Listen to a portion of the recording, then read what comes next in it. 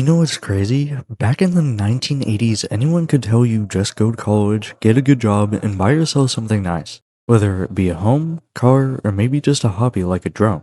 You could retire with everything you wanted and have an amazing life afterwards with your kids. In today's time, you can't even buy a house until you are 40 years old, but in just a couple years, we have somehow gained 7 years of that time. And I don't think they plan on reversing that. That is wild considering our parents were able to buy a home in their 20s, and now we have to wait double that time. That is just the cost of living today. Let's say if you want to go to college. Now it has quadrupled in price, and companies aren't even paying you for inflation. They're paying you for profit. Nearly every single entry-level job requires experience for absolutely no reason at all. So even if you do have your master's degree, what's the point? Because you're not bound to not even get your money back for another decade after that. Minimum wage hasn't even changed for 17 years. However, college was just $26,000 a few years ago, and now it's nearly $45,000. Oh yeah, and then on top of all of this, you have to pay for a car, your dorm or rented place, food,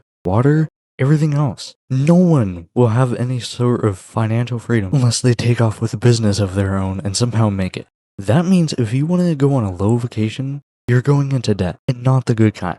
Also, if you think working harder will save you, it won't. People are working harder than ever and getting paid less than they ever have before. If anything, 30-year-olds will now have to start working at Walmart. And let's be real, no one wants to work at a grocery store when they went to college for 4 years of their life. So what do you do to own a home in 2026? Almost absolutely nothing, unless you want to go work on an oil rig that's extremely dangerous, by the way, and make $100,000 a year, or create your business and hope it takes off. Honestly, me as a 16-year-old little kid somehow understands all of this, and I'm most likely going to stay living with my parents until I'm at least 23 or 24, just because of how the economy is right now. Think about it. People used to despise others for living with their parents, but now it may as well just be something of the regular and has changed until you're about 30 years old. So we have somehow gained 5 years of your relief of living with your parents, and first-time homeowners being 7 years more. That is absolutely horrible compared to what our parents and grandparents were doing in their time. They were actually able to go and have a vacation or just go buy a home, make some upgrades to things. Nearly everything they wanted to do could be done, besides obviously going to like Switzerland and buying a whole mansion. They had 20 times more fun than when we were, and now we are working harder than ever to get less return on what they worked for. Also, on top of this, 1 in 5 Americans over the age of 65 or retirement age are still working. Not because they want to, but because they have to in order to still live. That's very wrong, especially since they are supposed to be in retirement. But since inflation decided to come in and screw all of us, they still have to work, and that's not right. Because the people who have lived through all of this should not be the ones ending up still working because of it. And on top of all of this, it's only if you are able to get a job. Because right now, 1 in 3 Americans don't have payment for themselves. That means they are purely relying on America to save them from their own debt. And half of that is not because they don't want to work, but because having the degree they have for a while requires experience for an entry-level job. So if you want to go work in biology, why would you have to have experience to test things for a living? You wouldn't at all, and it's because companies don't need you whatsoever. Especially since last October, they had the most layoffs they ever recorded publicly. They don't care unless you're going to work hardworking for almost nothing. Your paycheck is the least it's ever been, and on top of that, you can't survive without it. So what do you even do? Nearly absolutely nothing. We shouldn't have to live with our parents just because a job isn't paying unless you go work for some guru on the side of the street.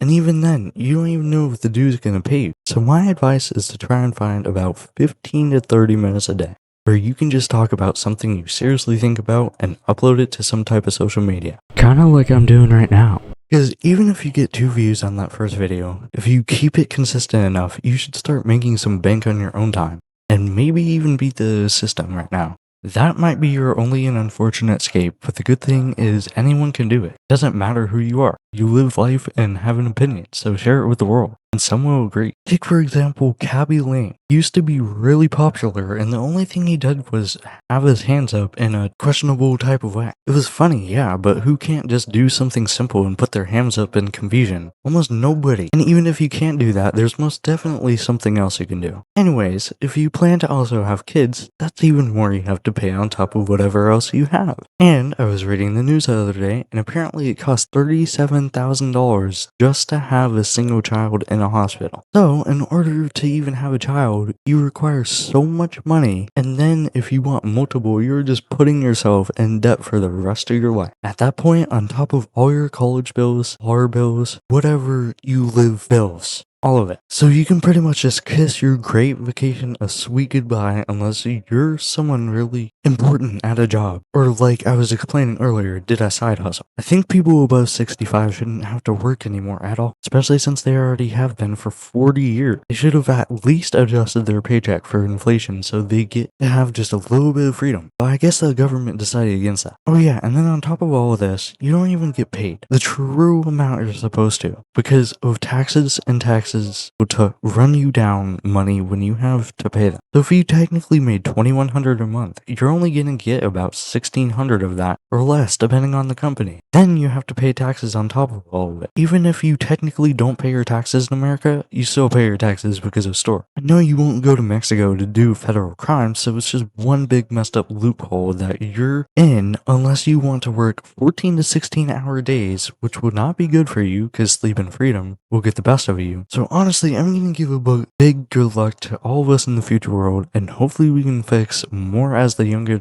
generation starts changing the world. But here's the thing, I don't actually think the answer is just to give up and say nobody will ever own a house again. I think the bigger problem is that we've gotten to a point where owning a house feels like something you have to be extremely lucky to accomplish, instead of something you can reasonably work toward. And that's why I think it's crazy about today. Graduate high school, go to college, get a job, work hard, save money, and still be nowhere close to buying a house because this house itself keeps getting more expensive while you're just trying to save for it. And if you're thinking, well, I'll just rent until I can afford the house, that's where you're wrong. Rent isn't cheap either. You could spend years paying rent and then realize you've actually spent tens or hundreds of thousands of dollars without actually owning anything at all. When you're trying to save for a house while also paying someone else hundreds or thousands of dollars every month just to live somewhere, it makes the whole process even harder. You're basically trying to save money while another bill is constantly eating away at your ability to save it. And this is why I think the idea of just save more money doesn't really work as easily as people make it sound.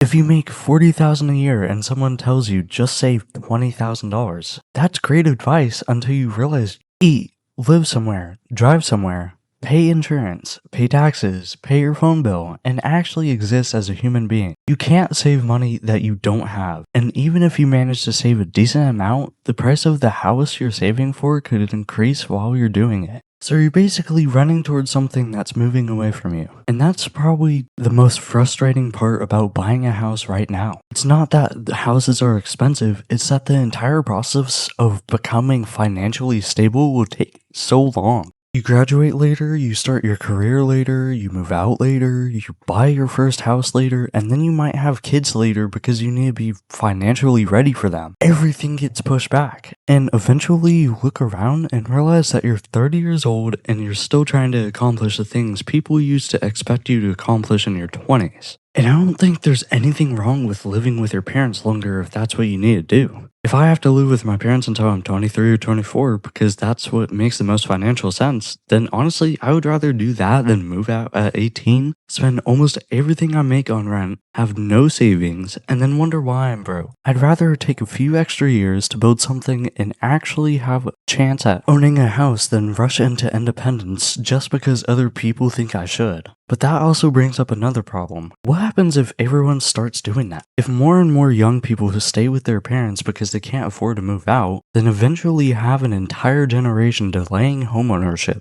delaying having families, and delaying every major financial decision. And then people will look at the younger generation and say, why aren't they buying houses? Why aren't they having kids? Why aren't they moving out? Maybe it's because the math doesn't work. You can't tell someone to buy a $400,000 house when they don't have the income to realistically support one. Owning a home is maybe you will, maybe you won't. But the point is that owning a home has become so difficult that it doesn't feel like a normal milestone anymore. It feels like an achievement. It feels like something you should brag about because somehow managed to beat the system long enough to get there. And honestly, I think that's the problem. Because a house isn't supposed to be some trophy that only a small percentage of people get to have. It's supposed to be somewhere you live. It's supposed to be somewhere you raise your family, make memories, have friends over, decorate however you want, and eventually call home.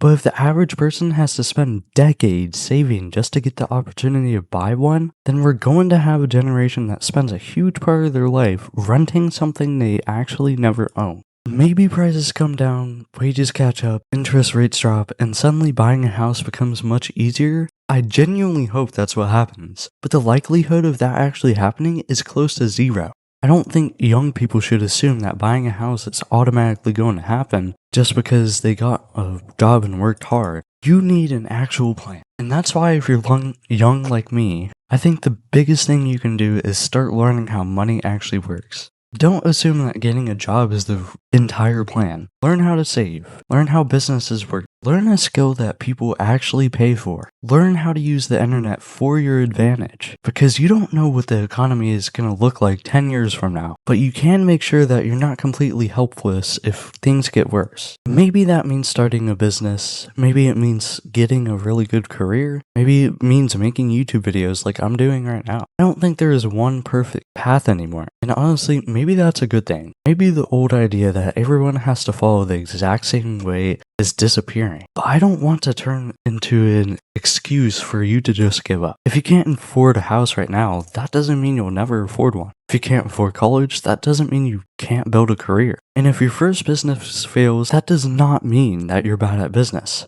It just means you tried something that didn't work. Failing is the biggest thing in life. The biggest mistake I think you can make is looking at the economy, seeing how expensive everything is, deciding there's absolutely nothing you can do. Because there are things you can do. You might just have to see it at another angle. And honestly, that's what I hope our generation does. I hope we stop accepting that the only way to have a good life is to work 40 years at a company, spend most of your paycheck on bills, and hope you have enough money left over to retire. I hope we build businesses. I hope we invent things. And most importantly, I hope we remember the entire point of an economy is supposed to be to help people live better lives. Because if the economy is growing, but the average person can't afford a house, can't afford a family, can't afford a vacation, can't afford retirement, and has to work and more just to survive, then at some point you have to ask, who is all this growth actually helping? And that's the question I think we should be asking more often. I don't expect someone to watch this video and suddenly fix the housing market. And I definitely don't expect a 16-year-old talking into a microphone to have an answer to the entire economy. But I do think talking about these problems matters. Because eventually my generation is going to be the one dealing with all this. We're going to be the ones trying to buy houses, and hopefully by then, we can look back at today and say, wow, that was a terrible time to buy a house. Instead of looking back and saying, that was when everything started getting even worse. If you're a young person watching this and you're sitting there thinking, there is no way I'm going to be able to afford a house,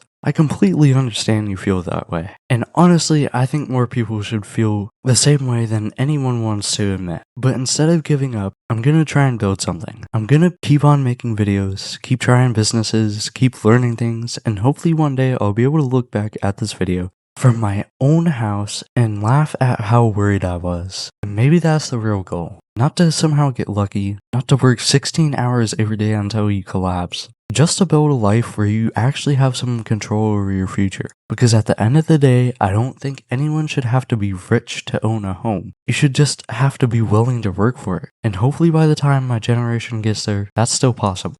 Thank you for watching this video. If you want to see me again, make sure to like and subscribe. And that's really about it. See ya.